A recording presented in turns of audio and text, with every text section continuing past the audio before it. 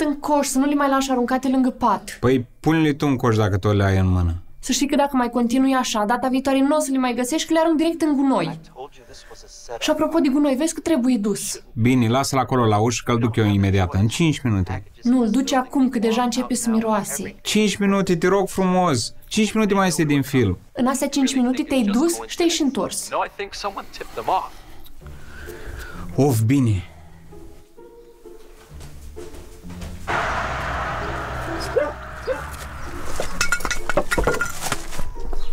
Hai, asta mai lipsea mie.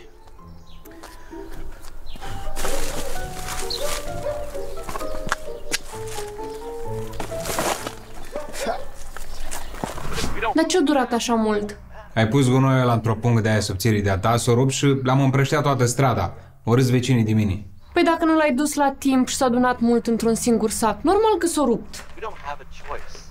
De ce stai? Hai că avem atâta treabă, trebuie să speli vasele. Doamne, și-a intrat și încălțat, te rog frumos, descalți-te la ușă, că abia ce-am aspirat și am dat cu mopul. Noul detergent Pervol reînnoiește hainele deschise la culoare după doar 10 spălări. Încearcă acum! De fapt, stai, nu te mai descălța, că mai bine te duci până la magazin, că o suna Petronel că o să vină până la noi, că vrea să vorbească ceva cu tine. Da, bine, mă duc mai încolo. Păi nu mai bine te duci acum dacă tot ești încălțat? Hai că avem treabă, ți-am zis. Eu mă pun să fac curat în baie, iar tu când te întorci faci curat în bucătărie, bine?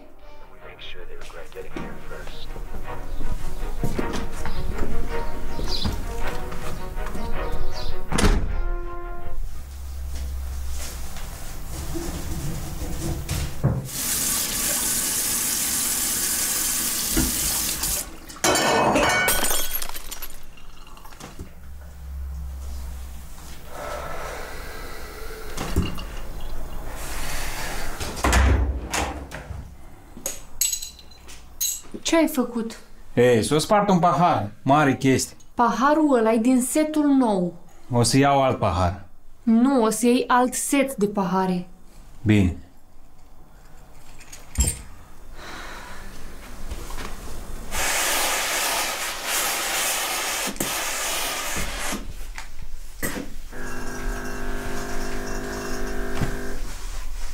Ai idei unii tricoul ăla alb pe care l-am purtat dimineața? Da, e în mașină, l-am pus la spălat. 5 minute l-am purtat, 5 minute. Nu aveam de unde să știu că e curat sau murdar atâta timp cât tu l-aș aruncat aiurea pe pat.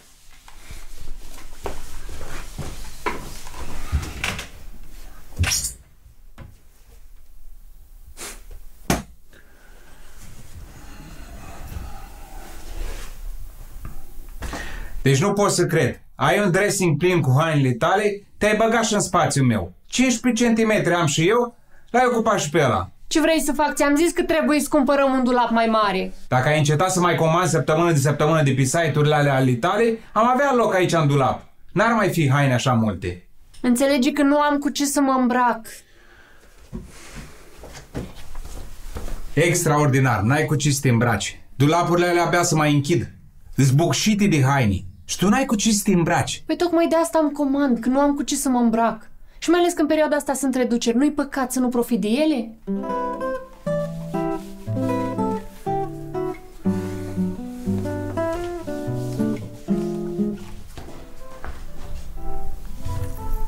Dar ce faci? Mănânc, n-am mâncat nimic de dimineață. Dar tu ai impresia că eu am mâncat ceva astăzi? Păi mănâncă, ce mai aștepți? N-am mâncat astăzi toată ziua și murim dacă mai așteptăm 5 minute să vină și vărtul să mâncăm cu toții. Of!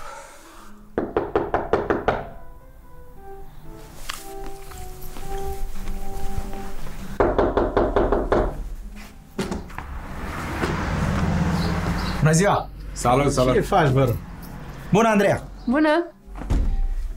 Dar stai, nu te mai descălța, intră așa. Cum să nu mă descalc? Serios vorbesc, nu te mai descălța, hai, intră. S-o găsi vreun prost care să fac curat. Stai liniștit.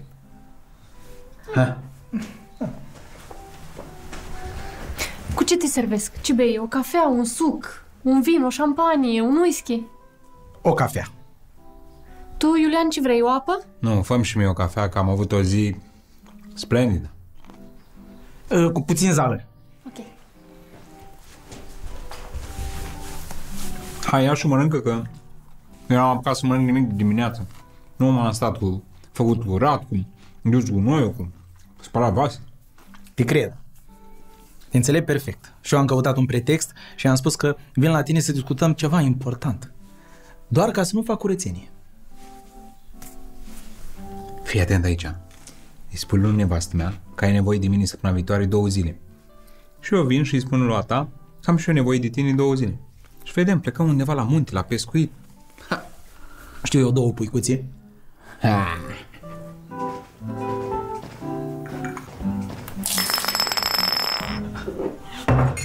Nu-i nimic, stai liniștit. Lasă că o să ștergem, nu-i așa, Iulian? Da, lasă că o să șterg eu. Nu-i nicio problemă. S-o găsim un prost să șteargă oricum. Îmi cer scuze, chiar n-am vrut. Pur și simplu eu am venit, dacă ai putea tu, Iulian, săptămâna viitoare, vreo 2-3 zile, să mă ajut la grădină. Poți? 2-3 zile. Cam complicat. Joi, vineri, sâmbătă, duminică. Stai un pic, tu ai uitat că sâmbătă ai zi de curățenie? Și duminică e sărbătoare, ce treabă faceți voi la grădină?